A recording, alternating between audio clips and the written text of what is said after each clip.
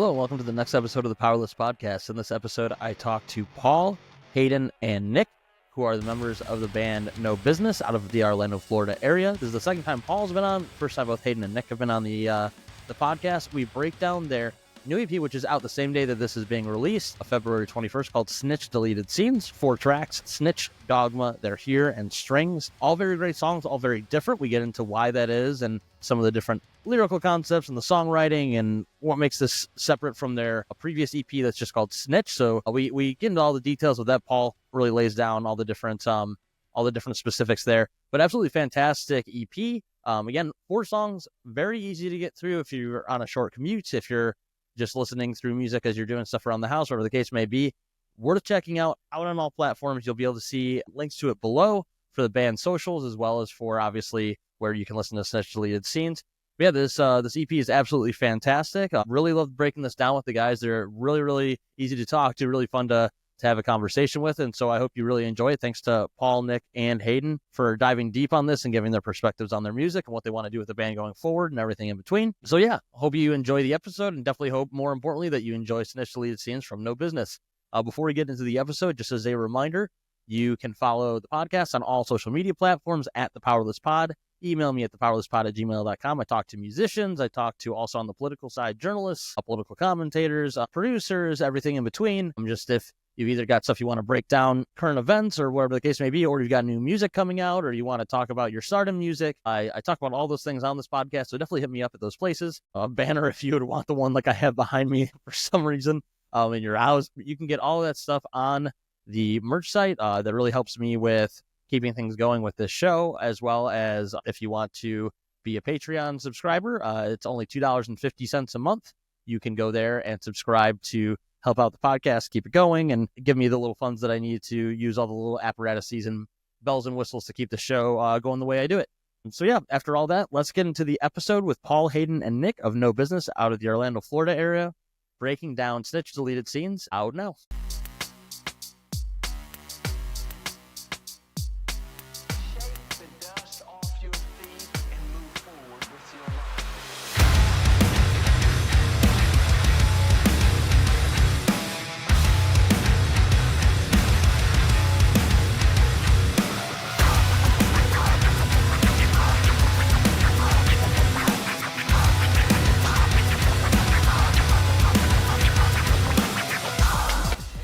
Oh, you're fine.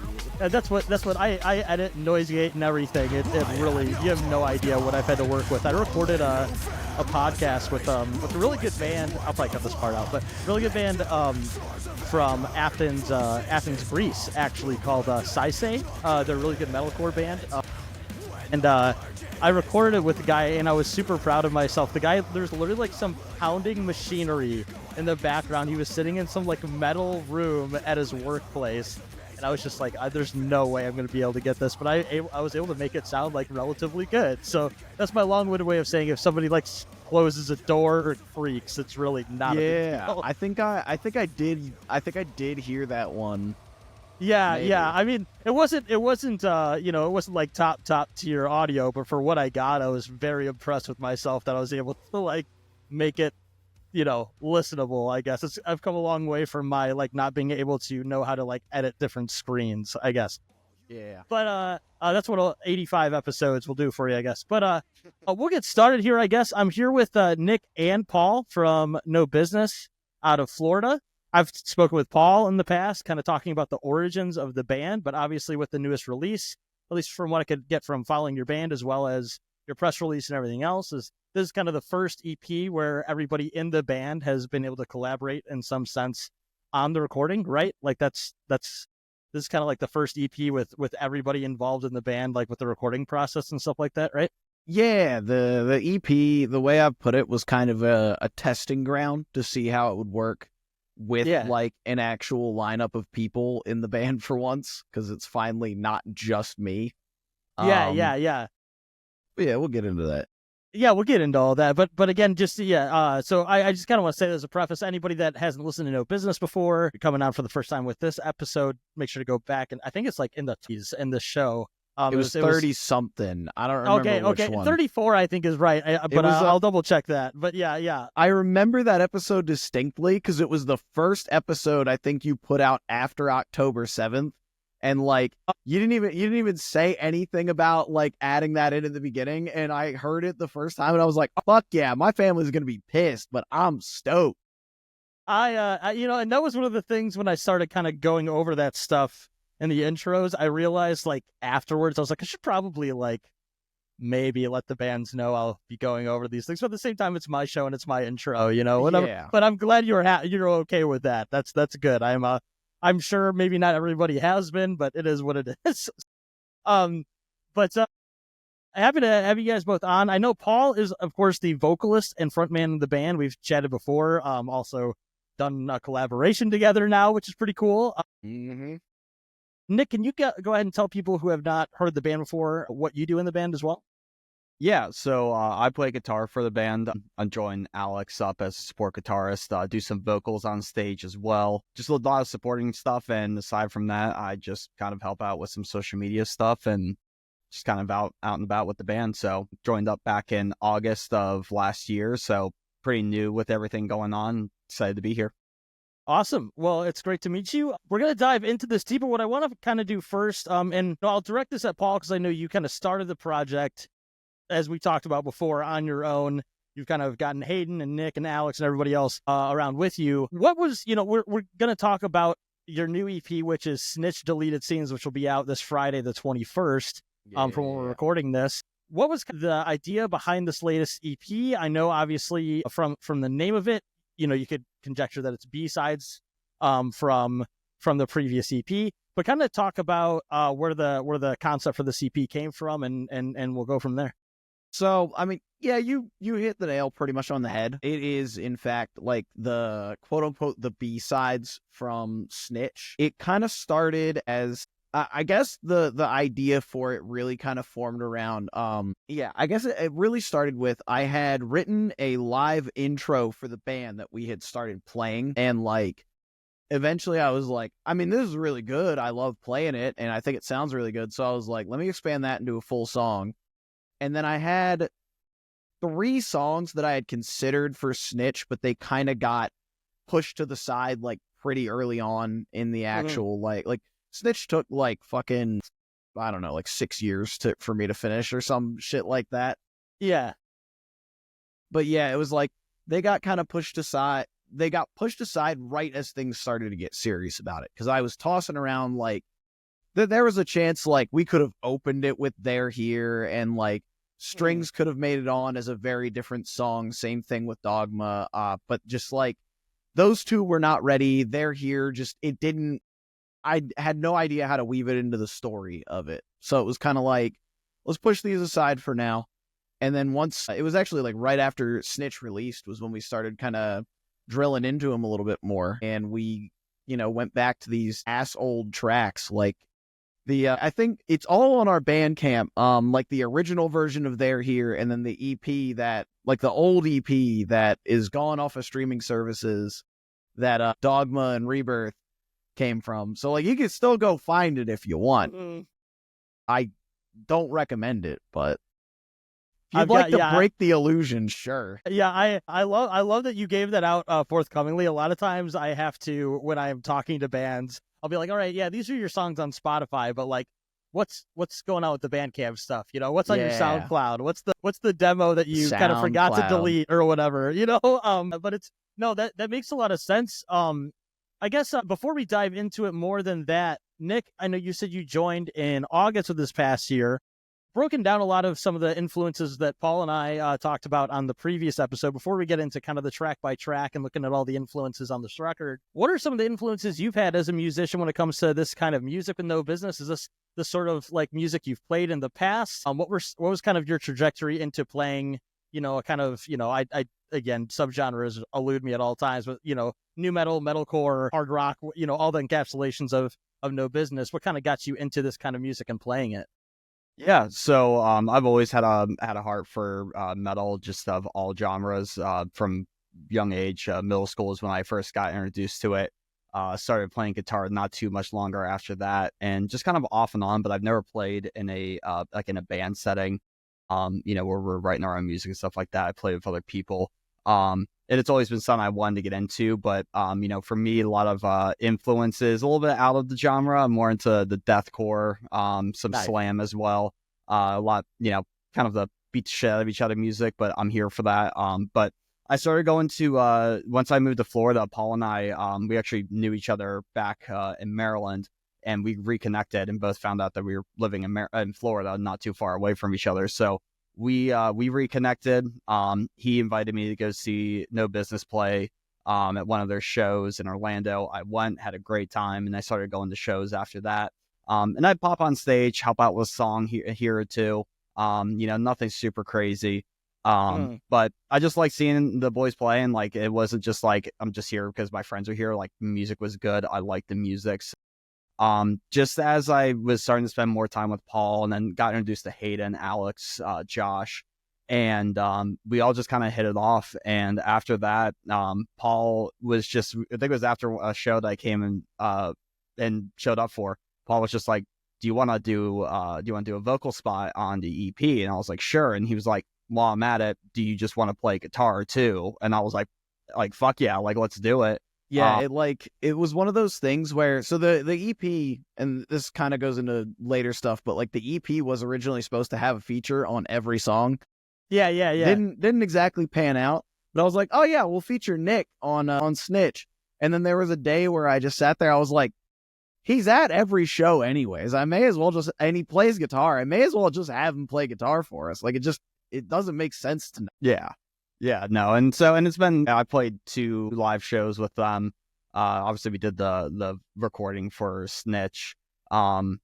And so, yeah, ever since then, it's just been kind of, having a good time. I've, as a result of it, the new metal, metalcore, like I said, I've listened to a lot of that growing up, but I kind of veered off of that more into the deathcore genre. But like ever since being with the boys, it's kind of brought me back into the fold with it, and has opened me up to a lot of, mostly local stuff, which has been super cool. I've never been like as involved in a local scene as I have been since I moved down here, which is just like really cool to see. Like, kind of mad at myself, like I've been missing out on this for so long, and now I'm like, this is so cool to be a part of it.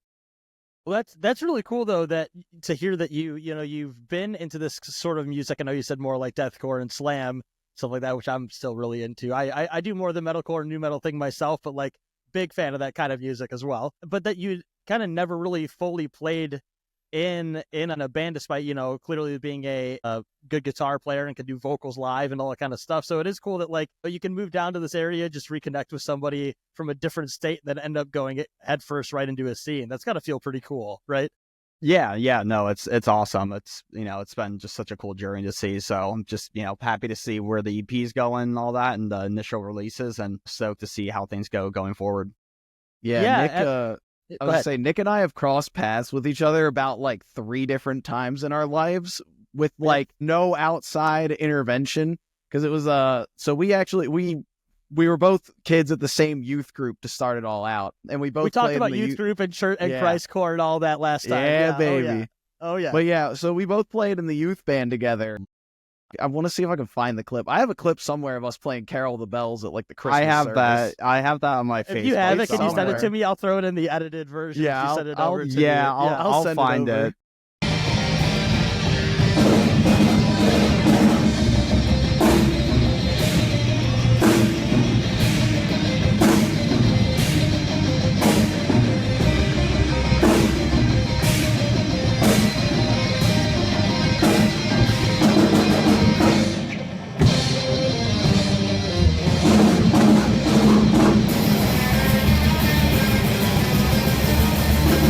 Perfect. But yeah, so we did that, and then we both ended up going to the same college together, and we both were playing college. We were playing for the club college dodgeball team together, and just like we both just like showed up for like tryouts and like practice and stuff, and ended up hanging out a lot through that. And then I think it was like it was probably like later into 2020. We had both started streaming, and then one day I think I saw on like Facebook that Nick was like streaming, and he was like, in like a bunny costume, belligerent as shit and drunk, and I was like, oh, I can get behind that. So like I hit him up at some point. I was like, I didn't know you're streaming. We should do some games together. Oh yeah, there it is. Go on now. You think I'm gonna sit in here not have a little brewski before the night's almost over? Come on now. I would if I had the calories left and I hadn't nearly fucked up my voice yesterday at rehearsal. I'm just mad I don't have any banquets. That's the only downside here. Well, I was gonna say I almost always have a beer on hand, but I actually have just like a spindrift. I'm being all NA down here, but should have joined in. Oh well. But no, I mean that's cool. It is funny also to go from, you know, this is the classic church kid of going from meeting at youth group to then seeing a guy that you know smashed on stream to go connect with them and end up playing in a band with them. Yeah, that's fantastic. But no, to go from there and getting into this EP, I know you said obviously again, Paul, that these songs, at least like the shells of them or the demo versions of them, whatever else, whether instrumental or with the vocals, were sort of the B-sides for your last EP you put out. So I guess like for you, and then we can kind of get into with other members, influences were on this or what made it different. Hayden's jumping in right now. Baby, there he is. Oh, how you doing? He lives. Rocking out with some guns at the very beginning of jumping in. There you go. Yeah, my dude, it was leg day today. I don't know why I flexed that, but standing up seemed like a lot of effort. Give the crowd the thighs. Give them what All they right. want. Crowd the Let them see it. Hang on. for the Spotify and YouTube people, God this is what damn. it's for. There you go. There's going to be a content warning now at the beginning of this. No, but Probably.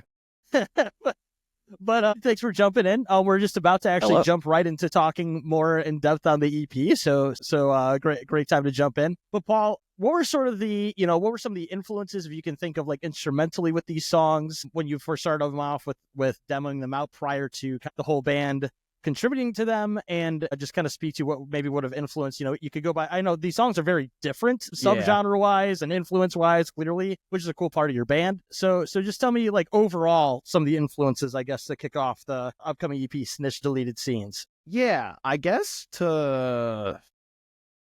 the easiest one to start with is Snitch, the title track for the album that it's not on. Yeah, it did a very Slipknot thing there, when they released We Are Not Your Kind, and yet that was a single, but it wasn't on the album called. Yeah, I see what you're doing. It's so fine. good. See, there was plenty. Hayden told me that Invent Animate did it too. Yeah, there's been like a bunch of those. Yeah, Heavener was a bonus track for the album Heavener. Yeah. Very bizarre. Yeah, it just happens at... So, I mean, the reason that track ended up getting called Snitch is it was written as an intro for the set while we only had Snitch to play, or like while we only had the album to play, which was like we only play like 4 songs out of the like 6 real songs on it. Yeah.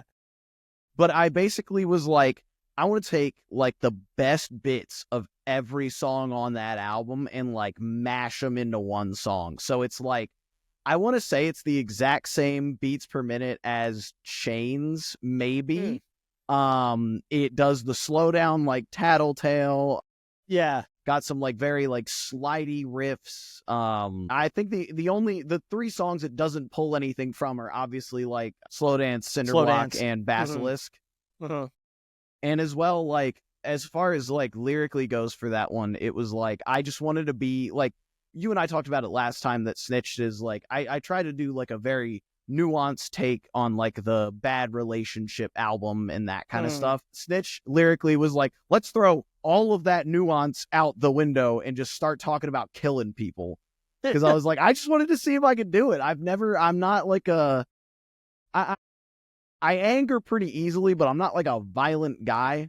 Yeah. So it was like, I just want to like make a song about making somebody bite the curb. Like, yeah. As someone else that primarily writes about imagining doing those things to people while being I think a nice guy in person. I don't know. I could totally relate to that. Where like, you know what? Sometimes you're trying to write like a very like poetic song or throw in a lot of nuance or reference or whatever. And then sometimes you want to just, literally tell somebody that you're going to choke them out or something as well. So, yeah. Which you quite literally you do some calls to action in some ways in this song pretty abruptly that I loved when I first heard it. So did you say that does Nick do vocals on this first track as well? Okay. Yep. Yeah, Nick what part do you do? What part He does does Nick do? I guess you would call it the second verse. That's I mean, okay. there's I not thought really it was maybe a chorus in different this voice. one. Yeah. It's not really a chorus in the song, but yeah, Nick does the second verse starting right after the weird little, like, I kind of called it like the ass shaker part, because it's kind of just like does. Yeah. Like, yes. I don't know how to call it, but Yeah, I like the little like sample drums you have, both, you know, like that kind of classic. I don't know what you call that beat, but you know what I mean, like that very classic, like that you would hear in like every 90s cartoon, Yeah, it's almost. like You know what I'm talking about? Yeah, like a cyberpunk, like hi-hat kind of yeah, thing. I love that. And then like that other little, I guess you call it break beat, maybe. Or I don't know the correct terms. yeah, I was but gonna like, say you probably could call it that, and then some EDM nerd will get really mad, and I'm not that. Yeah, into I don't know EDM, what the so, fuck like, I'm I don't talking really about. know, but yeah, I just listened to one. I listened to one EDM group from like 2002 that put out one album. Give me Which give one? me some slack, guys. Which one, Paul? Retro anime, baby. All right, fair enough. It's all about Above and Beyond, though. That's the classic. That's the one Oh, you yeah? gotta go with. No, I'm a that's the only classic one I Crystal know. Method That's the only guy. reason why I say that. No, but like that song's really sick. When I first turned on this EP after Sierra sent it over to me early, so I could make sure to get some notes down and stuff like that, I was like, I was sort of not prepared for how heavy it was going to be right out of the gate, that this song was going to, like, because again, not like Snitch doesn't have heavy songs on it. It absolutely does. Yeah. But you know, like you said earlier, there's a lot of ebb and flow on that, right? And there still is on for a 4-track EP here. But when you just came right out of the gate after that little beat and just started sludging, I was like, hell yeah, this is absolutely fantastic. Yeah, the thing I'm most excited about with that one is that we are finally not opening with it at the next show that we're playing. So I'm so excited to see how people get down when they've like had a couple songs to warm up, you know? Yeah, that it's not just the opener and sort of like you said, kind of like fleshed out from an intro, right? Yeah. It's like, it's a great intro, but like, with us being very, very local and very much an unknown quantity at every show we go to, like, you know, people will hear it and they'll be like, oh, okay. And like, nobody's actually killing each other yet. Yeah. That was definitely like a call to action, the pit type deal, like for that song. There's definitely some sludgy bits that are really cool. Yeah. To go from that, I guess Hayden, I didn't ask you this when you started. Hayden jumped in a little late for the recorded version for everybody listening. You want to just tell everybody what you do in the band here as well for No Business? I play bass, and I'm the sexy one. That's that. There you go. Yeah, you're the looks. That's what you need to. That's what you got to have for your bass player. The bass player needs to either be a maniac or the looks. Those are the two things you got to do when you're on stage. Both is great, but it's good to hear that. Exactly. I guess when it comes to joining this band, because I've connected with you online here and there some over there since I've known Paul. Yeah, man. What got you kind of joining in with No Business? What kind of got you into like this sort of like new metalcore, you know, hard rock in between, kind of getting into this alternative scene, and we can kind of jump back in here and dig through the rest of the record. So that's a big question. So I'm 34. I grew up in the era of Linkin Park, Korn, System of a Down, all that. And it was just kind of a natural progression. Like I was the reason you weren't allowed to go to public school. If anyone here is a private school kid, I was that kid. I was like burning you Slipknot CDs and like asking you if you wanted me to draw a pentagram on everything you wrote. So I was always just kind of that like edgelord kid, you know, like I loved all the heavy music and all the screaming and the death metal and stuff. And I played in a few like emo screamo bands back in New Orleans. When I moved here in 21, Paul was the first new person I met, and I met him through work. And we just got around to talking about music. It was actually specifically because I thought about it last night, Paul. We talked about it a bit. It was Every Time I Die. When you realized I was a huge Every Time I Die fan, I was like, oh yeah, I've seen him twice. He was like, you want to be in a band? And it was just from there, man. Like, and Paul basically was like, I'm going to drag you to shows. Like, I'm going to tell you about everything you need to know about the Orlando scene. And like, he really did, man. And like, it was just kind of history from there, because we became like actual real friends after that. So Paul dragged me into it. I would say kicking and screaming, but I needed a scene. We're and totally it was really down. cool that I joined the scene that quickly upon moving to Orlando. It is funny, like I sometimes forget how much in general Orlando is like very much like a transplant city, right? Like, It really is. You know what I mean? Like, because I had friends from Illinois that moved down there that I ended up visiting that are like, you know, working like waiter gigs or whatever else, like around like the Disney area and all that. So it's funny that the three of you on here, none of you are from Florida, but you're all part of the Orlando scene now. But that kind of makes sense, I guess, right? I think the only person in the band who kind of like is more or less from Florida is Josh, our drummer. But even he, I think at one point he told me he was born in like Boston or something like that. And He was born in down. Worcester. Yeah. I knew it was like Massachusetts somewhere, but like, yeah. So like, again, we're all transplants. Alex is from like somewhere in like the Pittsburgh area of Pennsylvania. Like, we all came down here. We've met through just like various circuits. Like, Alex and I actually lived together for a while. He was the one that did like all the production, the mixing, the mastering, like all that kind of stuff. So very cool. Well, thanks for going over that, Hayden. We'll keep diving in here. I guess like I'm bouncing all over the place, but that's my job on the editing here after the fact. But before we get into the other 3 songs, which all like sound like they have pretty specific when it comes to lyrics, like pretty pointed like topics you're talking about, especially Dogma and strings. When it came to the recording for these songs as opposed to Snitch, again, I think Snitch sounds really, really great. I think these 4 songs, like production wise, sound bigger, you know what I mean? And there's like, and maybe that's the element of having more people in the, you know, in the recording space or whatever it might be for the record. But like, kind of what was the writing or what was the recording process like for this? Did you guys still kind of do very DIY with the band members? What was that like collectively as a band? Yeah, so recording this, like the writing and recording process was pretty similar to Snitch, just with like more people. Yeah, because it still was very much like I would have a demo, and then I would have these demos together. I would send them in the band chat. Everybody would kind of get acquitted with them. We had the privilege this time, thankfully, to play Snitch and They're Here before we recorded them live, and we were actually able to fix a couple of things that way. Like, cool. I know, like, Josh had like a couple of suggestions for Snitch, like very early on how to like transition things and like different beats and stuff. And same thing with They're Here, because we were able to play those like pretty early on before we really got down to recording it. And then from there, like, basically I would just sit with these demos and then ask like individual people to like come in and like do their part to them. So like the main one that really took a lot of work was Dogma, funny enough, where like that genuinely is like the first riff I ever wrote, just like finally fully realized. And I think it was right after we finished Snitch, I was like, got this demo, and I think I sent it to Hayden. I was like, what do you think of this? And he was like, it's good. And I was like, I fucking hate the first verse of this. Do you have any ideas for this? And he was like, I don't know. I'll come over for a little bit and we'll see what happens. And I pretty much just like our very first jam session. That is the very first time you and I got together and just did music stuff. That was the whole point. But yeah, I basically just like handed him a bass, and he just came up with that whole like first verse, like all of the like really, really fast, like dun dun dun dun dun dun dun, dun, like all that kind of stuff. Mm-hmm. Yeah, he came up with all that and like really helped to nail down that first verse. And then like I still struggled with like the transition from like the opening riff into that first verse for a long time. And Josh was the one who came in and fixed that.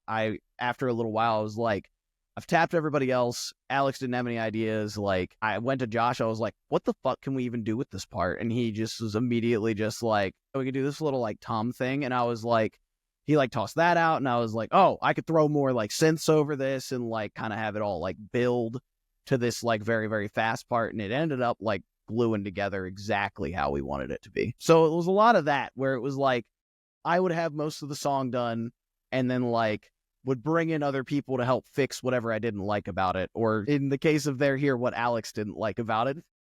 No, I mean, that makes a lot of sense. Like you said, these are demos you've had, and then you kind of have people throw their own flavor on top of it or help you like flesh out the details and the bells and whistles. That makes a lot of sense. Going from Snitch into Dogma, which you kind of gave a little bit of the background on that when it comes to writing this song, can you tell me, we can go into the lyrics and then just see also as well, like Nick and Hayden, what you think of each track as we go through as well and your kind of thoughts on them.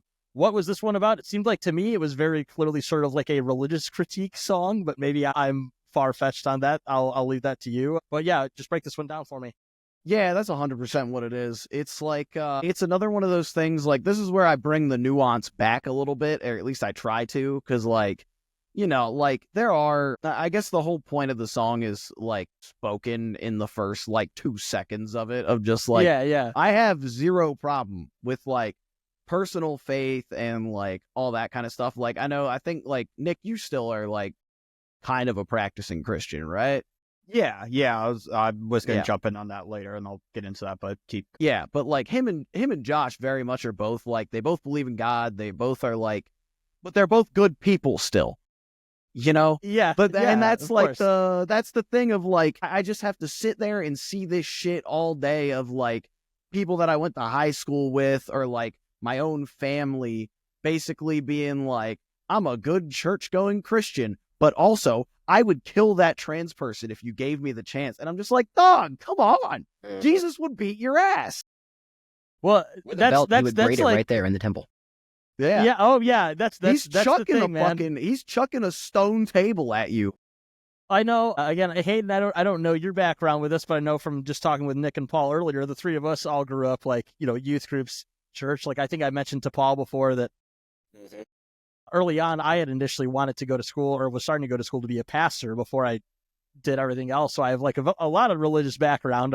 And that's why when I hear these songs, I can very much like get it real quick, because yeah, I'm someone that like went through all the phases of after I sort of left the church of like being a hardcore atheist that like hated anything that like anybody believed in faith or God or whatever, to circling back around that it's like, no, actually, like there's a lot of good. It's just people using it to justify themselves of being like psychopaths. You know what I mean? Like, did you read? Like, I don't know. I've referenced that in my own songs all the time. It's like, did you read the letters in red? Like the words of Jesus and all these things. Because whether or not you believe in it, the fact is, like, if you take lessons from it, you're not having the dogma of the evangelicals that is like the major movement in this country that we see right now, right? Like that's a very topical now currently, and also unfortunately like a topic that you could probably hear this song unfortunately in 20 years and Yeah. it'll probably ring just as true.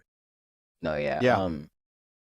So I'm from South rural Louisiana, but my dad, I always make the joke, and it's the same joke he made. My dad was raised Catholic, which meant that by the time he had kids, he was no longer Catholic.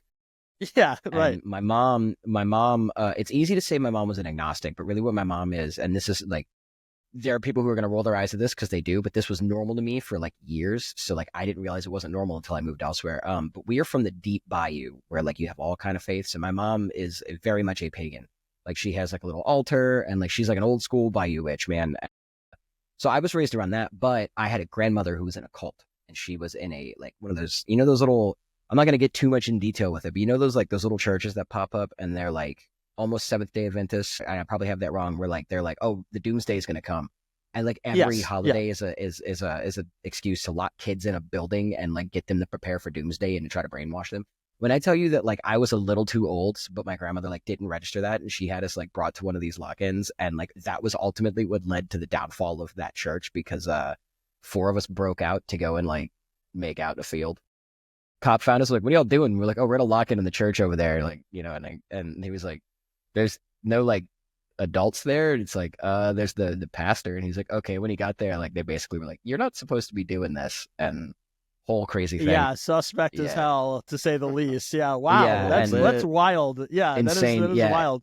And my mom was like, we told you not to bring the kids to church. And my grandmother was like, I thought it'd be good for him to get some Jesus. My mom was like, they're not about Jesus. It's a cult. Like, you need to go to a different church. But, and it was. But, so like I like to say I was raised adjacent to it, but I did at a very young age, I read the Bible. I also I took like a study of Eastern religion classes, like in college, because like I found it interesting. I found the philosophy interesting. So it's one of those things where like, if you go back far enough, it all comes from the same set of philosophies, right? And it's like, which version of events do you believe? Because at the end of the day, it is about your philosophy, and it is like, is a concept we all kind of have, even if you don't believe in a higher power. God is, in my opinion, like a concept that we all kind of embrace, and like, am not important enough in the scheme of the universe to tell anybody what to believe in, what not to believe in. Right. But I can tell you that the people who organize it and use it to harm other people for their own gain, those are evil people. And if he came back today, he would have a lot to say and do to those people. And that's kind of where I fall on it. I don't even know that there'd be words exchanged. I just think there'd be a lot of people dropping dead On site. We'd be On seeing site. that shit they did to Egypt. He would have I a don't lot know more in if common you- with us. Yeah. You follow there's a sort of he's a comedian, but does a lot of political commentary, Walter Masterson, online, that he was interviewing some people recently. I think they were at the inauguration in January 20th or whatever. and was asking them, if Jesus came back, would you allow him in the country? And they said, well, if he had the proper paperwork, these people. And I was like, oh my God, maybe I'll clip that in right here for people to see it. We're pro-immigration. They are, correct. So Jesus was an immigrant, right? Agree with that? We agree with that? Illegal immigrant? No, he was born in Nazareth. It was like an anchor baby. Yeah, he was born in Palestine, right? Got that. Raised in Egypt early He was an illegal immigrant born in Palestine. Joseph and Mary went to Egypt because they had to flee because Herod had, when the wise men came and asked Herod, said, hey, where is the young babe? Herod was like, well, I don't know what you're talking about. Yeah, all that aside, he was born in Palestine, so you agree he's Palestinian. We agree with that? No, he was Hebrew. He was Palestinian. No, Hebrew. Hebrew is not... Palestine was not established until... No, it was. Palestine was not established until the 1900s. He did not apply for visas. He never came in through any country legally. Well, you're trying to apply today's and the Bible says, what you do to the least of these, you've done to me. If people come to our country and we don't give them home, we don't give them food, we don't give them water, we don't help them, then that's the same. It's not. If Jesus was here right now, would you let him in? Of course I would. Why? As long as he went through the proper, as long as he came here legally.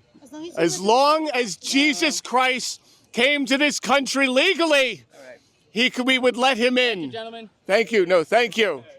But it's like, oh my God, they're doing the meme. Like I thought we were joking. Like I thought we were saying this hyperbolic thing about these people, but there was several people that said that in this video, and I was like, wow, we've lost the plot so bad. But that's brutal.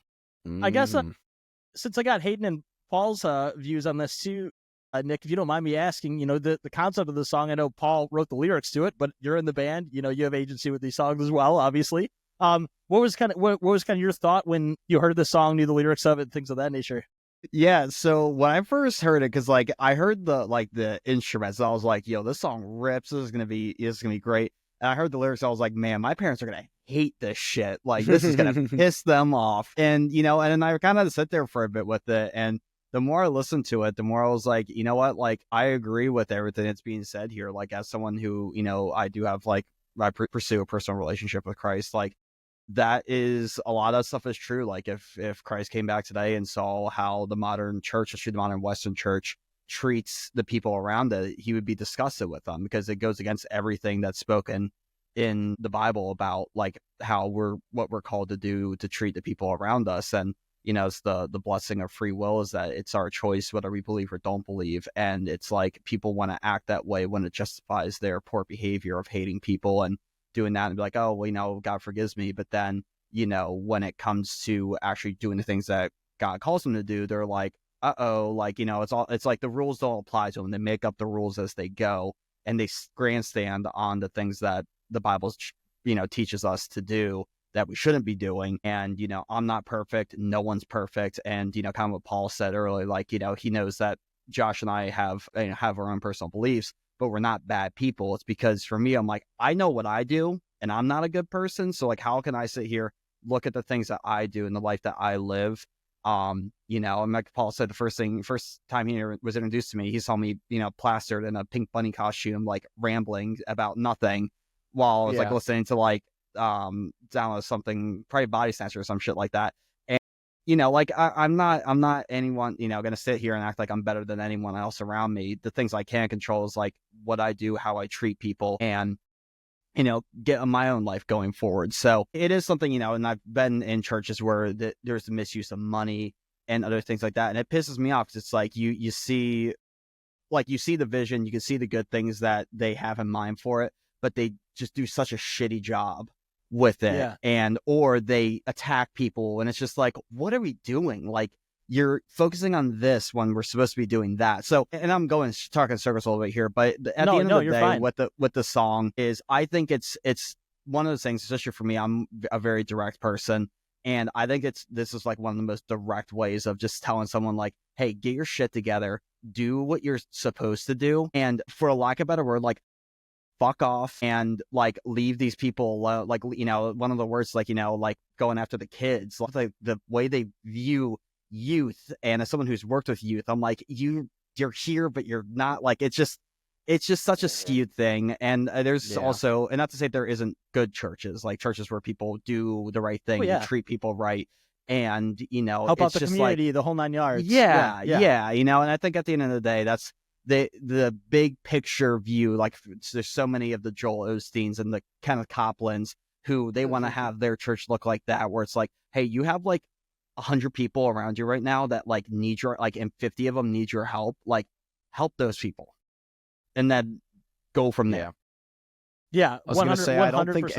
I don't think any of the shots of it made it into the music video, but we were 100% projecting like Joel Osteen and Kenneth Copeland shots or like speeches over us while we were like playing Dogma for the music video. I don't think any of it made it in. And I also had like a whole bunch of like Orthodox stained glass photos to like put over stuff, and I didn't get a good enough projector to make it work. But I mean, Gabe worked his magic on that video, and it's rocks. Yeah. 100%. And I appreciate that you talk about these things, and also you're able to talk about these things in a way that your bandmates that are Christian or do have their own beliefs like could still identify with it, because it's more about like, it's more about the institutions. It's more about the, like what I always call like the evangelical movement now is it's a social movement. It really has nothing to do There's with nothing faith to do with or God or 1000%. faith. No. Well, Half like, these people don't even know the verses. Like, I could quote more than they could, and I haven't been to church since I was like 20 years old. I was same here. Like, again, like Yeah. like I said, I grew up around it, and kind of like Nick was saying, like, I've seen the good that it can do. Like, I've been there on the mornings where like my church is helping feed like the homeless or like working with the homeless shelter. I've been to those, like, helping to, we would do like stuff around Christmas to help out like less fortunate families and stuff. Like, I've seen the good that it can do. I've seen people be good. Like, even my parents stressed so much to me that like Jesus hung out with like prostitutes, tax collectors, like the scum of the earth, and was like, he was always trying to outreach to these people who clearly needed help, needed something else in their life. And I'm like, I can see the good that it can do, but just like it does so much bad. And it's like, the song's not even, like, the song's more clearly targeted towards Christianity because that's the religion I dealt with growing up. Yeah, it's the one Yeah. But, like, it happens in all of them. Like, I'm not going to sit here and pretend that there's any perfect religion out there. Like, clearly, like, you've got examples like fucking Israel and fucking any of, like, the Islamic extremist groups. Like, any of that, like, it all gets contorted at some point. And that's why I guess my thing always is, like, I don't like organized religion, but like a personal faith of like, I should be good because I've been called to be good is always like, it can only be a good thing if you genuinely just want to be a good person. Yeah, I think that's the mature takeaway. And again, I think a lot of people go through different phases, especially if you step away from the church, from literally hating all of it to developing a more power structure dynamic. Not being 21 and edgy also helps as well. Yeah. Because, Yeah.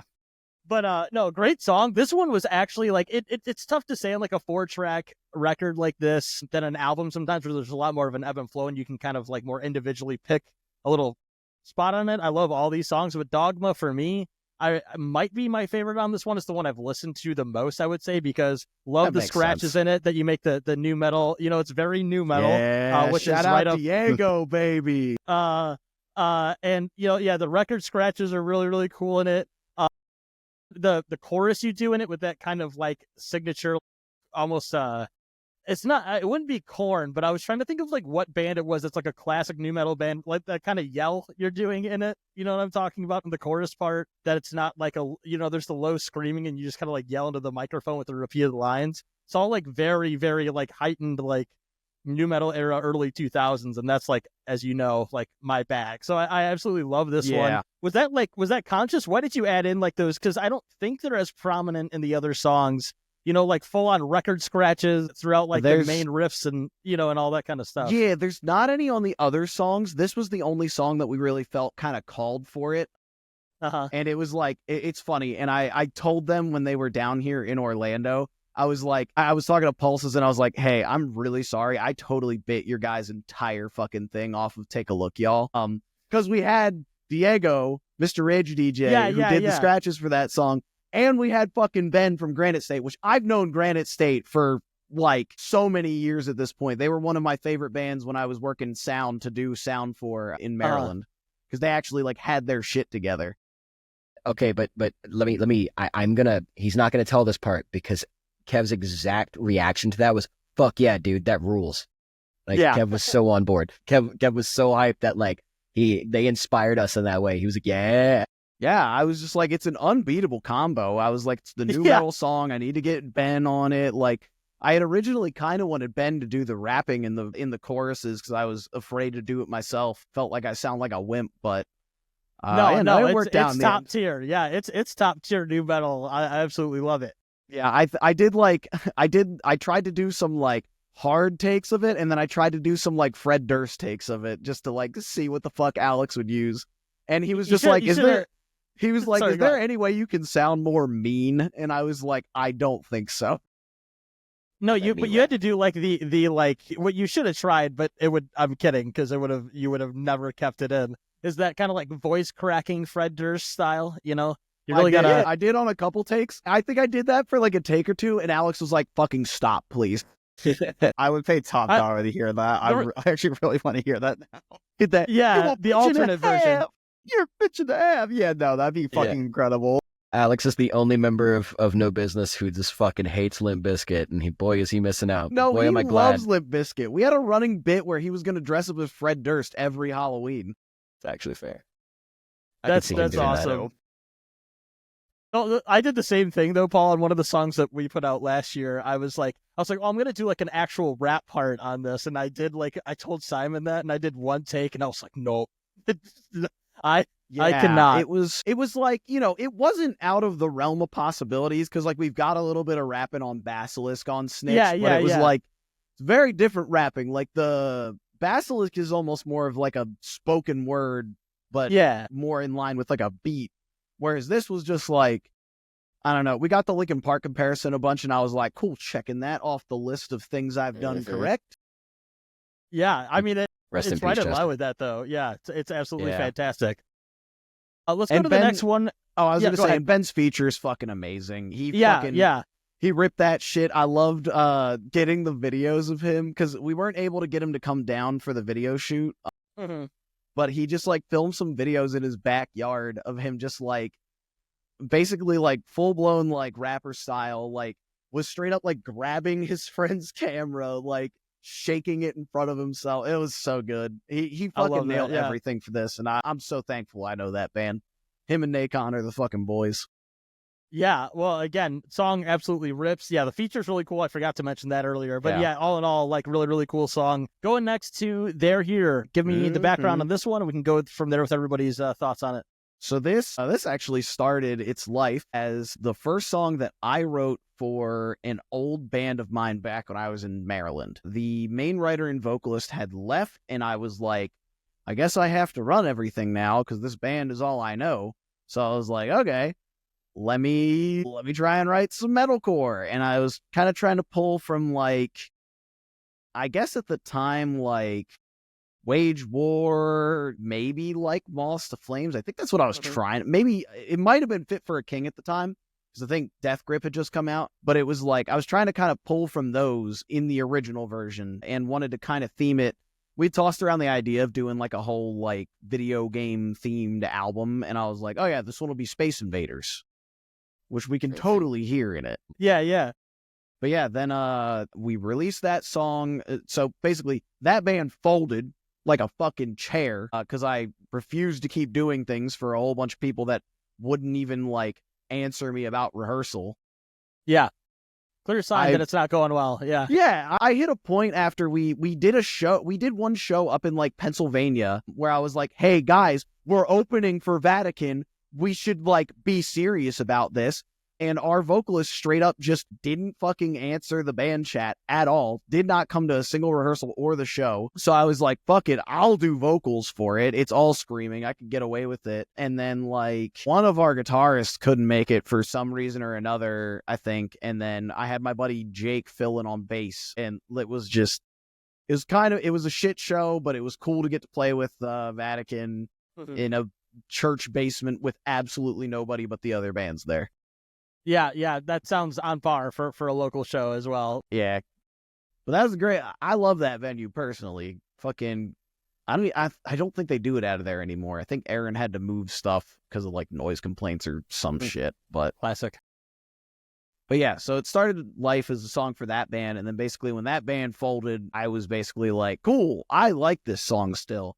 And I'm going to use it as a No Business song. And it like got kicked around for like other projects and stuff that like had a little bit more weight behind them and that kind of stuff. But eventually I just put it out under No Business because I was like, this ain't going anywhere else. It's a song I wrote pretty much by myself, other than like, shit, I'm realizing I never credited Jake for his lead. Oops. My buddy Jake from Maryland wrote the outro lead for it. But I gotcha. Yeah, we kicked it around for a while. We released it. And then I was considering putting it at like the beginning of Snitch and like opening the album with that. But it was like the lyrics that I had written for it, like the stuff about like, it was originally very much like a hopecore depression kind of song. And like, it just did not fit Snitch whatsoever. So put it to the wayside, came back to it a little bit later, actually, because we got the spot to open for No Bragging Rights, Mugshot, Downswing, and Mouth for War. And we were like, shit, we got like 25-minute slot. We should probably not go up there and play 4 songs and leave. Mm-hmm. So we extended Snitch to a full-length song, and we brought There Here in because it was in like the most finished state of any of those like demos that we had. And then after that, we kind of switched it up a little bit more. I was like, I need to modernize this because it still sounds like a like 2017 metalcore song. Like it had a whole lot of like bow, bow, bow, bow, bow, bow, bow. Like just it was real ratty and like uncomposed. And I think it was probably around the time Josh joined Heavy Hitter, and I was like, oh yeah, you can just play like stupid deathcore shit and people like it. So that was when I started adding more of like the just like pounding breakdowns over like blast beats and like that kind of stuff to it. I just wanted it to just be this like real heavy, slow song. Yeah. And did a lot of like switching on the lyrics. I switched it kind of from that like depression hopecore thing to then being like a more of just like a, I guess, a song about like the fear of death and like being afraid because like death, you could feel death like breathing down your neck kind of thing. Mm-hmm. So Very the Final only... Destination. Yeah, I suppose so. Because the only lyrics that really stayed were like the actual like, I guess you could call it a chorus, but it only happens once. And then I kept the sandwich repeating lines of the outro the same, and like that was fucking it. But yeah, it's a good one. I like that one a lot.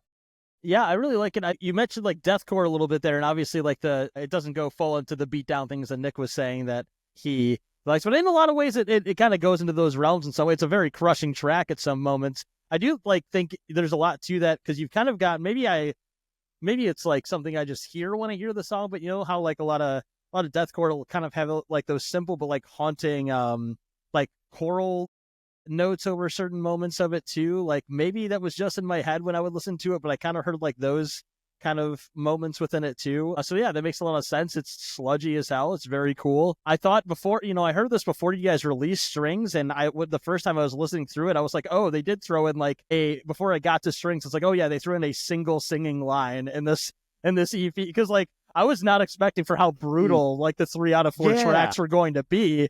I love it, don't get me wrong, but I heard that. I was like, oh yeah, he snuck in a singing line in there, and then of course Strings is mostly singing. Strings kicks in, and you're just like, oh cool, these guys are pussies.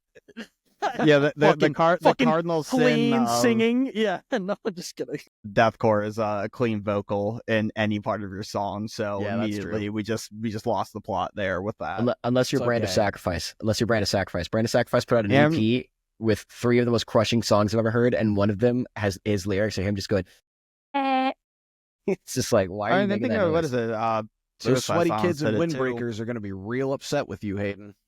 I fucking love Brand of Sacrifice. Yeah, you gotta watch yourself. Like, it was years ago now, because my deathcore knowledge is not good, and I don't even know if this counts as deathcore anymore because I'm so out of it. But like old Chelsea Grin, like when they first put out an EP that had some singing on it, and people lost their goddamn minds. But I was like, this is actually my favorite song that they've ever put out. So it showed that I was a poser in the deathcore scene, I guess was the bottom line. Nick, we'll go to you and then Hayden for this track. Just do you have any other thoughts on this song, what you like about it, etc.? Just kind of your thoughts on it from They're Here. Yeah, so with all these tracks, new and old for me, all the recording for this was done by the time I joined up with the boys. So like all of this was new. So I was like, cool, I got to learn a lot of songs that like I've only just kind of heard. With all the other ones, it's not to say that it's like anything on who wrote it, but like it's pretty cut and dry. You get it going, the beats and all that. But then this one, there's definitely a lot more technical pieces to it. And I was like, at first time I saw like what I had to play, I was like, oh shit, like I actually got to like focus right now. Like this is a problem. And I'm already like worried about what's going on around me with like being on stage and all that. But the more like first few times I ran through it on my own, I was like, man, this is gonna be bad. And just that was just like getting on myself. But once I got it, I was like, this is such a fun song to play. And like actually getting into it, like in the very beginning, there's like some again, if kind of go to the deathcore side of it, it's like the most deathcore thing to me is just like the sweeping up and like that little like muted noise that we have in the first breakdown. It's just like, so I was like, this is cool. There's like a little bit more of a riff going on in the first verse once those blast beats kind of kick in. So the song was just like, there's so much going on with it, but it's such a fun song to play. And then from just like a listening standpoint, there's just so much to do with it. Like I always kind of think of like, if I was in the pit with this song going on, and a lot of times with the other songs, I was in the pit. So I was like, I know what I was doing for that. So like, I can kind of push that energy when I'm on stage with those songs. With this song, I was like, if I was in the pit, like, how would this song make me feel? So like when those first breakdowns go on, I just know it'd just be like on site, like let's just start throwing hands with whoever's in the pit and, start crowd killing some people. But to go into that more melodic, I guess like kind of Paul said, like the really only chorus that's in there. It's just, like I said, it's a super fun song. I like it a lot. It was definitely a fun song to learn to play. And, I like playing on stage now. So yeah, it's a good time. Yeah, absolutely. I could see this one being fun, especially like you said, for you who's more into like the slam stuff live. I could see this one being, while you said a little more difficult to play, maybe one of the favorites once you get confident with it, like when you're confident with it, right? Yeah, absolutely. Hayden, your thoughts on this one? I mean, I'm going to echo it. Like, it's just fun. It's heavy. It is easy to play in a lot of ways, which is really cool. Because... Gee, I wonder why it's easy to play. It's almost as if this is the one I tracked bass for. Yeah, and I was going to get to that. It's the only one in the EP that I didn't track bass for, but I'm not going to pretend I didn't have creative input, because when we were learning it, I think like at one point I asked Paul, I was like, why is the bass doing so much? And I noticed it got simpler, like as it. And like, yeah, but I think the whole song, I don't want to cut off real quick. I kind of run use the bathroom real quick. Is that you're fine. You're fine. Okay, go run. Do it on camera. Go ahead. Yeah, do it on camera. There you go. Yeah. You want to do it on camera? No, but like I do not pretend to not notice that the version that made it onto the EP, it's a lot more simplified, but I think it shines for it because it's fun, it's heavy, it's got a lot of shit happening. Like, it's so good. I will say also, it was really great when I got the new version and it just had this crazy death metal blast beat in the middle. Like, yeah, Josh. That's something I didn't mention is it's live drums this time. Josh recorded all of the drums in 5 hours for this EP. Oh my God, that's the thing, dude. Him and Alex were a different breed. You know, him and Alex were ripping. He plays in another band called Heavy Hitter. They're like a deathcore band. Yeah. So he did the same thing for them. I think he did all of their EP's drums in like a day or something like that.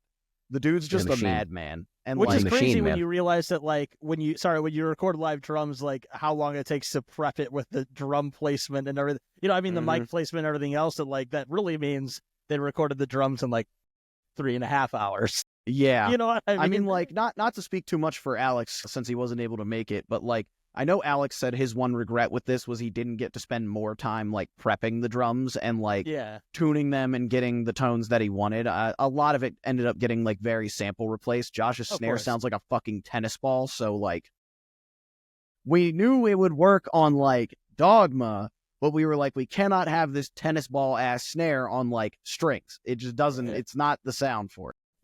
You can't do the deathcore snare on a song like Strings. That's like, could you imagine like those melodic parts and just like the smack? It'd be almost as abrasive as throwing in like the Saint Anger snare just right in the middle of it or something. The last thing for this song that I'll say is I loved Alex's input on this song because we went to play it live for that the like opener show that we did. Mm-hmm. And while we were practicing it, Alex goes, I don't really like these chorus leads. You mind if I change them? And I was like, yeah, sure. Like, go ahead, man. Like, that's all you. So he came up with these new chorus leads, and we played it that way, like, from then on out. But then we went to record it, and Alex goes, yo, shit, I don't think these leads are in key with the chorus that you wrote. So, like, he sat there for about an hour just being, like, trying to make the leads work. And then eventually I was just like, okay, we are wasting time. Do you just want to write new chorus chords? And he was like, oh, yeah, that'll work. And then we wrote that chorus in, like, 10 minutes or something like that. Like, the actual, like, chorus part of it. Which is like why Hayden said, like, the bass got a lot simpler, especially on that chorus of, like, I had him jumping all over the place and doing all kinds of bullshit. And, like, when we changed it with Alex, it was just like, all right, we're just going to play some open notes, like, really make it, like, big chorus kind of thing. Yeah, and it ended up working out so much better. This one also blew me away when I first heard the finished version of it. Because I was like, I could not believe that my singing ended up sounding that good. I know that's Alex doing a lot of work to it, but yeah, it was like, I heard it and I was like, shit, I'm not embarrassed to release this. Awesome. Yeah, I was going to say one thing with this song, because sometimes, a lot of times with bands, especially when you're doing a heavier track like this, and again, I'm not one of those guys like Nick alluded to earlier with deathcore or something like that, where you're like, oh, you throw in a singing line, you're fucked, like, but by any means. But like sometimes people will like shoehorn in, like I've heard some really good heavier songs where people will like try to shoehorn in a hook or something when like it really didn't need it. This song, it felt like really natural there, and it like kind of felt like a cool, peak of the song in some ways. And yeah, I was impressed with you. That was a note that I put down, I was impressed with your vocal delivery there. I thought it was some of the best like singing you've done on any of these tracks that you've done before. Yeah, a lot of lessons and practice gone into that. I've been kind of beating myself up for the last like however long we've been playing shows, because like I've always felt like I have been the weakest link in this band, at least as far as like our live show goes. Like I've always felt like, I don't feel like my singing sounds as good as I would want it to for us like playing live. I've always felt like, the screams are fine, but my throat hurts a fuck ton after it. So I've tried to put as much work as I can into like getting a lot better at that, and like I've got myself on a kind of scuffed in-ear rig now that helps a lot. So if you don't mind me asking, just because I'm always interested when people like say they do some like, have you actually gone and taken vocal lessons? Have you done like a lot of like the Zen of screaming type stuff? What have you kind of like have done? that DVD. I've got that one. That's what I still use for like warm-ups and all that. Like I 100%. Use some of the stuff that one of my vocal coaches taught me, and then I also use the Zen of screaming stuff to get ready. Over the pandemic, actually, I think after we had recorded, maybe either like right before or after we recorded Snitch, I took vocal lessons with Elijah Witt from Cane Hill. Oh, yeah. Yeah, he was awesome. Really kind of helped me to like figure. He was the one who like finally convinced me that I could sing, because I was just like, I just want to take these lessons. I don't even know if it's possible for me to sing and like all this other stuff. And he was just like, do you think you sound bad? I was like, I mean, not really. Like, it sounds like I'm getting it right. He was like, yeah, you'll be fine. He was like, I got friends who are tone deaf and they know it. So if you know you're not tone deaf, then like you'll be able to sing someday. And like he worked me through like a couple lessons. And then more recently, I've actually been tapping Dave with Extreme Vocal Institute.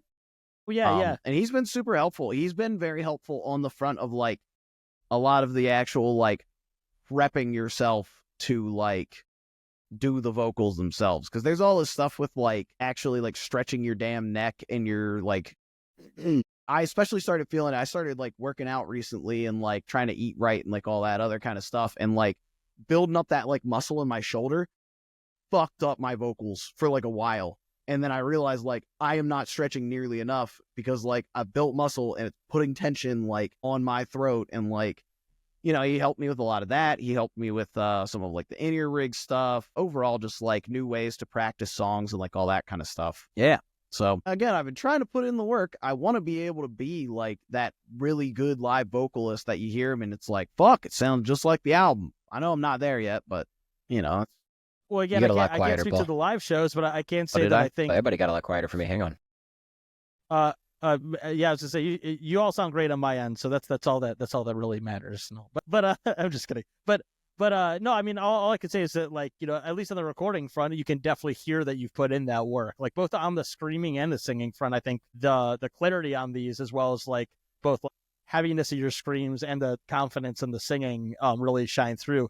Which leads into, that's a good segue into strings, which talk about singing is a vast majority singing, or as the cringe metalcore kids call clean vocals. Let's get into strings. I know this is a love song for the, if I remember right from their post of when you put it out. Absolutely love the video. It's one of my favorite surprises I saw from a band that releases a song. You know, yeah, like, this is awesome. I shot that the week that video came out. I love it. That's the way I run at all times, and then I have no idea why I'm anxiety ridden all the time with trying to get clips together or anything. But speak to me about this one, because obviously this one is a lot more of the rock side, I would say, like hard rock, but still, you know, metal. There's still a lot of metal stuff in here. But speak to this one both instrumentally and, of course, lyrically for me. Influences, how it came about, all that good stuff. It's Everlong too. We actually, so, I mean, when I wrote the original version of it, I was just fucking around with the chords from Everlong, and I was like, I love how this sounds. Funny enough, found out later, if you just put it in drop B, it's also Keep Quiet and Drive, as well as Send the Pain Below. It's the same exact, like, that chord if you makes just, sense. like, tune it down. But yeah, so I had the original song of this, main riff, like the opening riff stayed, as well as the, the like breakdown kind of part. That was originally the chorus of the original song. So those are the only two parts that stayed. And then when I went to revisit this one, I don't really remember a whole lot of the thought process, like instrumentally, of what I was doing with it. I do remember that I was kind of thinking like this song would sound really good if I tried to put some of the similar flair of like Static Dress on it. Like that kind of just like, it was one of those where I was like, that's a band that does a really good job of kind of blending in this like more rock feeling thing, but it still has some of those sensibilities of like, you know, Under Oath and like that kind of stuff. So I was like, what if Static Dress had a song with like this riff in it? And that was kind of how I came up with a whole lot of the like more like syncopated stuff, like the da, na, na, na, na, na, and once again, Everlong. But yeah, kind of put all that together. And then like, yeah, I mean, that was the instrumental kind of came together pretty quickly. I think I called Hayden in to write like the bass parts for the little bridge in there, because I was like, I want something funky, and I do not feel like writing something that funky. So I think I like laid down something very, very simple slap bass, and I was like, have fun, figure something out. And then and then as far as like lyrics go, this was the hardest one to write, 100%. Turns out it's not write angry, right? Yeah, it's so easy to write angry stuff. I'm just like, I just just open up the notes app and just type "fuck you" 60 times, and it just comes out. But this one was really hard for me to write. It's like, it's so hard to write a song that is like lovey, and like, it's so hard to write a nice song and not be corny. And that was what I was the most worried about with it, is that like, I didn't want to be writing one of these like super corny love songs, even though like I do think the chorus is corny in a good way, I would say. It's wholesome. I would say it's not corny, it's wholesome. It's, you know, Yeah. But I just wanted to, my fiance now, she was constantly just like, when the fuck you gonna write a song about me? And I do believe of that original EP, this was her favorite. So I was like, great opportunity. May as well try it, see how it goes. And it ended up working out pretty well, I'd say. And I kind of just wanted to tell like the story of like, I guess of like us getting together, and like how it's like one of the best things that I've ever been in, as well as like it, now that like we're in it, it feels like there's no other way it could have happened. And that like every single time, like no matter what, like no matter how the story changes or how like the situation changes, I still think we would have ended up where we are. And that was just kind of the feelings I was trying to tap for the lyrics, of just like trying to express that in like the least corny ways possible. Well, and I don't know if you thought about this when you got this EP together, but it sort of puts a button on the whole Snitch deleted scenes thing, because the first EP is so much about what you were talking about, like whatever the details were of like harsh relationship, bad relationship, turmoil, all that kind of stuff, and then the ending of this deleted scenes EP, you bring it completely back around to the entirely different point, right? Which I thought was cool. It was a cool way to kind of like wrap that whole thing up, kind of in like an album way. They're two separate releases, but it kind of still wraps it up in a really good package, I guess. Yeah, that was what I wanted to do, and that was why I still put in some of those little like Tyler the Creator-esque therapy sessions in the deleted scenes, is because like, I mean, spoiler, at some point I'm hoping to get vinyl records made, and I'm just going to call it Snitch Director's Cut, and it's just going to be album, EP, and just put it all together. That's that a perfect idea. Yeah. God knows when that'll happen. It'll happen whenever I think I can sell 100 vinyl records. Right. Yeah, like I wanted to make sure that it's possible to, like, because it is the deleted scenes, it's the B-sides, but I wanted it to kind of flow as like, these are the sessions that happened after, or like these are like highlights of sessions that happened after that, where like, I'm talking about like the anger and like the hatred that I felt like all these years later of like, because like I wrote Snitch, felt like pretty nuanced about it. I'm just like, oh yeah, I had a hand in this. And then like later on, I'm just like, man, fuck that. I didn't deserve any of that shit. Fuck you, die. I want to cut your fucking head off. Like, just whatever the exaggerated like bullshit of it is. Yeah. Kind of, the half the song is me literally just going, fucking swing, motherfucker. Please swing. So I got an excuse. Yeah. And then, talking about like my troubles with religion that happened a lot throughout like late high school, college, and like when I moved down here, talking about like, feeling pretty close to death, especially over like the pandemic, shut inside, like all that kind of stuff. But, just in other parts, They're Here really is just a song about every time I drink way too much and I'm throwing up over the toilet and I'm just like, oh, fuck, this might be it. Yeah, praying to the porcelain gods. Yeah. Praying to the throne. But and then, like you said, Strings wraps it up really nicely with like, I think there was supposed to be a therapy session at the end of They're Here that was supposed to be like, so what do you do now? And then it just busts right into Strings of like, I made it out. Yeah, which is cool. I like that it kind of like ends on that uplifting note in a lot of ways. Hayden, your thoughts on this one for the last track of the EP for Strings? All of my thoughts they have a lot to do with the musicality of it. A thing that I've been pretty outspoken about is that like, so I've been saying that like Dogma's my favorite on the EP, but I don't know, man. Like as I listen back to it, like Strings is up there. Strings is probably about even at this point. And I think it's because like when I came in and listened to it, I really wanted to get it right because it was so different. And the only way I knew it was going to work is if like we all got it right, like we all nailed it in. So I really locked in. Like it was so different for me to learn it. And like it was out of my comfort zone in a big way. And I think it is my best performance on the EP by a long shot. I mean, Dogma, like I really brought a lot of like aggression to Dogma, and I really brought a lot of, like everything you can hear of me on the record is just like, so I brought a lot of aggression and feeling to it. But like Strings, I really locked in, and I really knew I had to bring the sauce to it. Like I had to really, really, really hone it in. And that little bit that he was talking about was because he gave me like a funky slap bass thing, and I think what made it on the record is not funky slap bass at all. It's a little more subdued. Not at all. And the reason I went with more subdued like that was 1,000% because I knew I was like, this needs to be, because it explodes again. And I was like, if I'm really loud, it's just going to sound really overbearing. I don't want that. I wanted it to feel like it was building to something, which is why it is very notes heavy.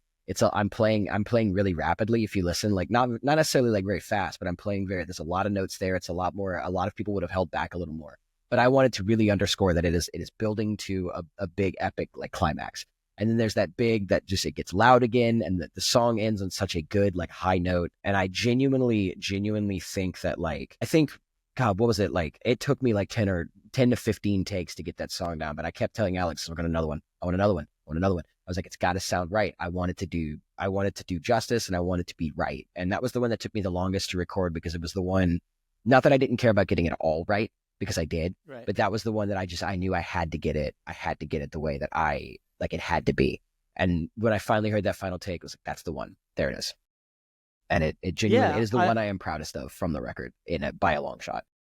The first listen through of the song, I do have to say that bass part and that, I guess you would call it the bridge, right? Yeah, I guess it's a bridge. Yeah. Labeling things is hard, but I remember being like, oh yeah, Hayden's going to town on that one. That's good. That sounds great. Yeah, it really like added a lot to it, and then like you said, like built it up to the kind of finale of the song in a really cool way. I do want to say, Hayden reminded me of something very funny about this EP, and it's that we completely flipped which songs were going to be the singles, like after we got all the final versions of them. Because I think originally it was going to be, we were going to drop Snitch as the first single, and then we were going to drop They're Here as like the second one, because those were like the most finished. And then basically it was like we got all the final ones back, and band unanimously was like Dogma's the first single, 100%. Yeah. Like we Dogma heard, was special. we heard all the scratching, we heard Ben's feature, we heard it all put together finally, and we were like, that's got to be the one. And then actually it was Josh and my other old roommate, Jesse, who both were like, Strings is my favorite. And when I heard both of them, because Jesse doesn't like anything, I'll put it that way. Nah, it's not that extreme, but like Jesse is a very, very critical person, and I know he would have told me if that shit sucked ass. He also was a big part of why I picked Dogma, because he was pissed. He was originally gonna have Nick's guest spot, and then I was like, yeah, let's put Nick on it. Jesse didn't seem all that stoked on it, and then he heard the final version of Dogma, and he was like, I will never forgive you for asking me to do the old intro instead of new metal banger of the year. And I was like, I thought if I told you which song it originally was, you would have wanted no part of it. And he was like, I guess we'll never know. Yep. Just gotta have him jump on stage sometime with it. That's what you gotta do. But yeah, Josh, similar kind of taste to Nick, like very, very much into like heavy deathcore, like heavy stuff. And when he was like, Strings is my favorite on the whole thing, that was when I was like, we got to put this one out. If the deathcore kid loves the rock song that much, it's got to be something special. And when Josh said that Strings was his favorite song, I was like, holy shit, like that's how I knew it was a special song. It's like, that's just so out of left field from him. I mean, he said yesterday at rehearsal, don't tell Austin, Dane, and Chris, but he said yesterday he thinks Strings might be his favorite song to play live out of all his bands. It's fun, dude. He and I have a lot, that second go around when he and I really locked in, and like we both felt it. I was like, yeah, this is just so, like, we got to be a proper rhythm section, like it's so good. Yeah. It is genuinely so good. Yeah, that's gotta be a fun element to it with the rhythm section too, with like some of those more rhythmic beats that are kind of separated from the guitars a little more on that song, rather than like the heavier, sludgier riffs that you kind of get in the pocket a little bit. That's got to be fun. Man, and there's such a glad y'all are having fun. I'm just trying not to have fucking voice cracks. We play it last. It's like all singing, and we play it last because I'm a fucking idiot. That sounds like a great idea. God, Nick, what are your thoughts on this one for Strings? Yeah, so not so much on the recording side of it. I didn't have anything to do with that, but it was funny. With when I first started going in with the boys, the one song I would jump up on stage for was Chains. I'd always do the last part, which for me personally, I was coming out of a pretty toxic relationship. So when I would get up there and sing that last part of Chains, I'd be like, this is speaking right home for me, because like I'm fucking pissed, and like last relationship kind of was just like a real wake up call to me of like, I've always just been in really shitty relationships before, and so now going into doing Strings, I'm in a relationship with someone who like is awesome. I love her. She actually did the cover art for the EP. Yeah, she's awesome. she's a homie, and she's just like, it's homie. like just open up my eyes to just being like someone who like cares and loves me for me, and like I love her for her, and like that's it. Like, and we're just here like going through life together, like. So like now listening to Strings, I'm like, the song like means so much more to me, because it's like I can like relate to this and like to speak something to me, versus like even where I did my my vocal feature on Snitch, it was very much like, I'm gonna kill you. Like that's kind of just like the vibe I got. Is like we used to beat people with hammers for saying stuff like this. Like I just want to go out there and throw hands with someone. No, it's such a it's such a different beat for me. Going in from the more like, even I said, all the songs, the only time I ever really worked on a fully clean vocal song was when I was first getting ready to join up with the boys, just for work, I had a certification exam thing I had to take, so I couldn't. There was a show I was gonna play, but I had to hold off on it to do this certification. But Cinder Block was still on the rotation, so I started learning Cinder Block, and I was like, wow, this is really different compared to all the other songs. And then now with strings, I'm like, wow, this is really different from all the other songs, but I like it and it's fun, and I kind of can more speak to that, just that it's a very fun song to play live on. I'm not doing any of the leads. Alex is handling all that, so I kind of just get to slap my guitar and have a good time with it up there. But there's still some melodic parts where I do have to, kind of lock in and get those down. So it's kind of very similar if they're here. There's a few different moving pieces to it, but it's just a very fun song to play. I love the way it came out at the end. It's very much what Paul said. As soon as I heard the finished version of it, I was like, I got this needs to be one of the singles that we drop. Like, this is like too good not to like release early. So yeah, it's just a very fun song. It means something to me now, and yeah, I just love it. It's such a fun song. Yeah, and it's nice to hear from a metalcore adjacent band, again, whatever the fuck you want to call yourselves. Yeah, we're a rock band. Yeah, rock band. There you go. It's good to hear more like a cock band. Wholesome, like a wholesome song like this. Not that there aren't those in the scene, there definitely are, but it's a rarity. You know what I mean? Like we said earlier, even if it's like, I don't know, sometimes even if it is like a song about, relationships in a somewhat positive light, it's still sort of like downtrodden or introspective or all these different things. And like this one is genuinely just like a positive song for the most, you know what I mean? And I mean, not to say there's not introspective parts in the lyrics and all that, but like, I appreciate that you were able to write a song like this and not, and make it genuine, not make it cheesy, not make it rom-com, the distorted guitar version, and really, really go into it and make a genuinely great song. So that's a testament to you guys. That's not easy to pull off.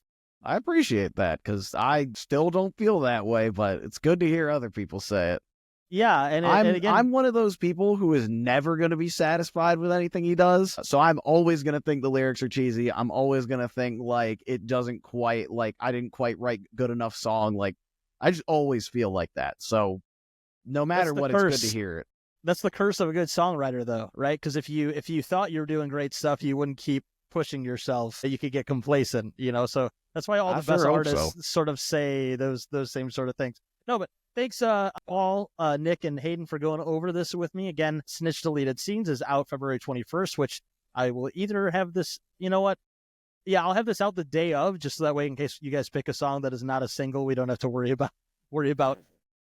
at the end here, me trying to get you guys to put a song on that's not yet released. But to that point, just last two questions, or I guess three little questions here is, anything else you want people to get out of the EP as we wrap up? Sorry, go ahead. Sorry, where people can find the release and the music, and then of course you guys, as Paul knows, you have to pick a song at the end of this to play.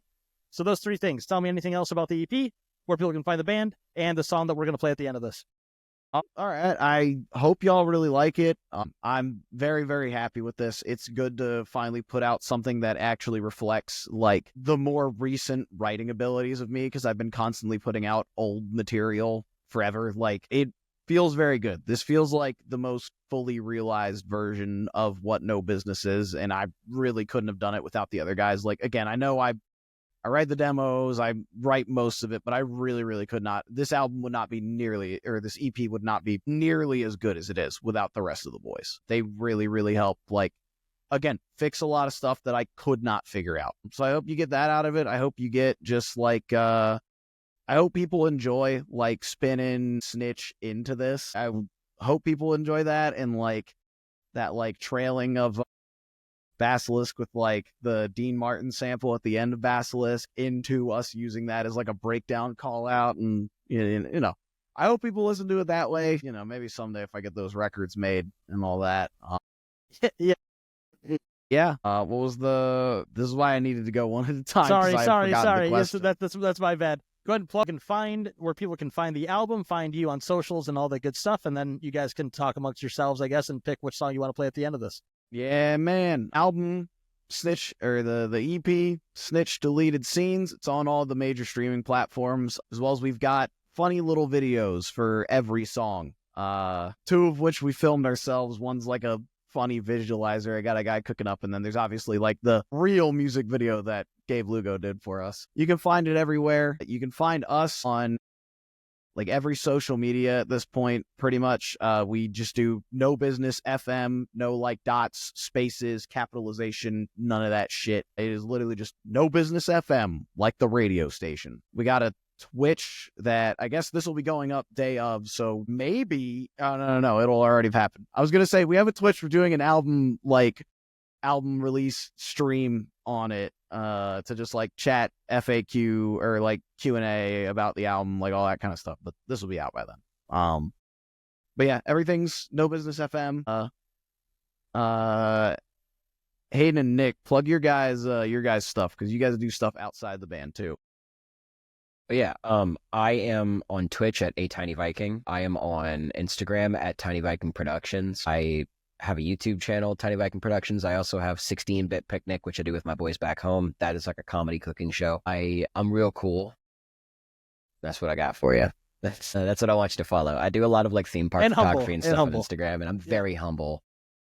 But yeah, I do a lot of like food and video game content because that's what I like. I'm on like a big fitness journey, so if that's your thing, you can follow me there. But outside of that, just please listen to the band.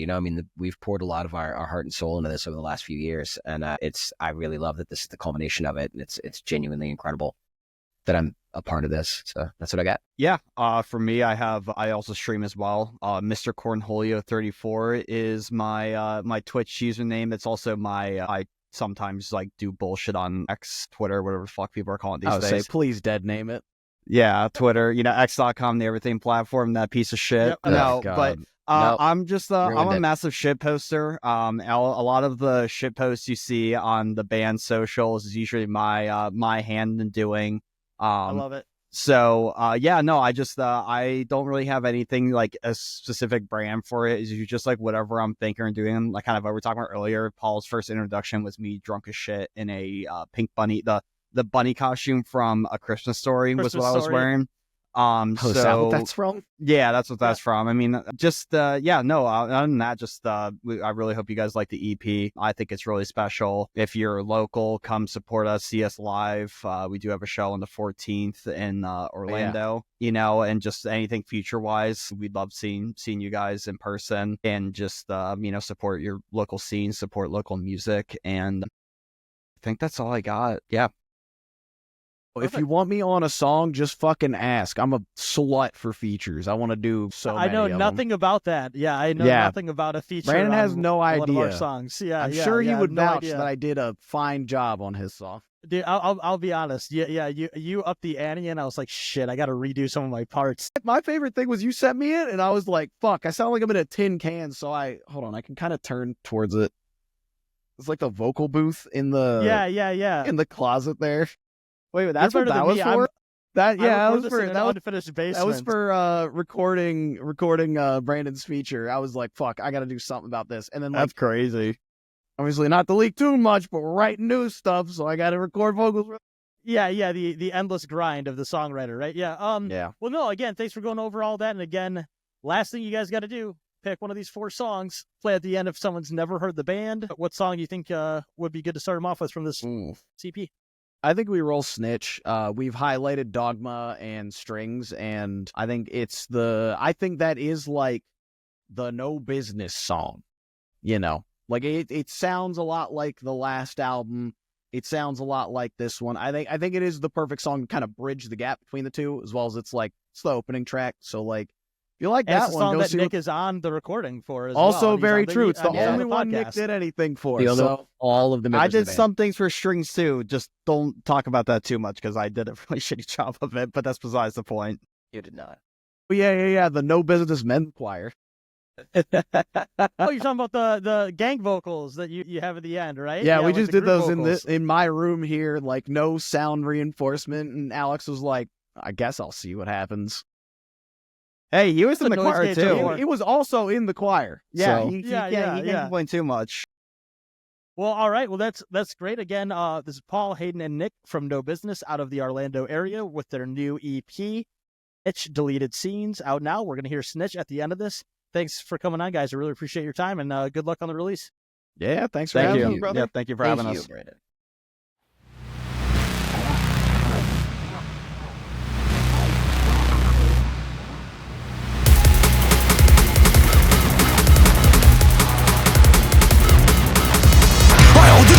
like a gun in a gas leak, and my fingers getting itchy. I know the end has come, but I'm taking you with me.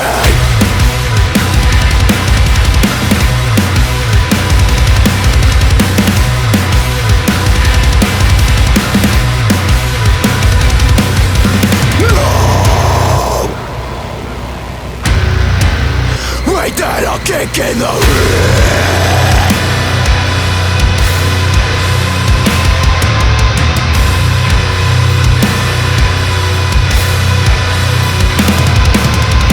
The truth will set me free, but is it worth losing all of me? The truth will set me free, but I know it's never coming from you.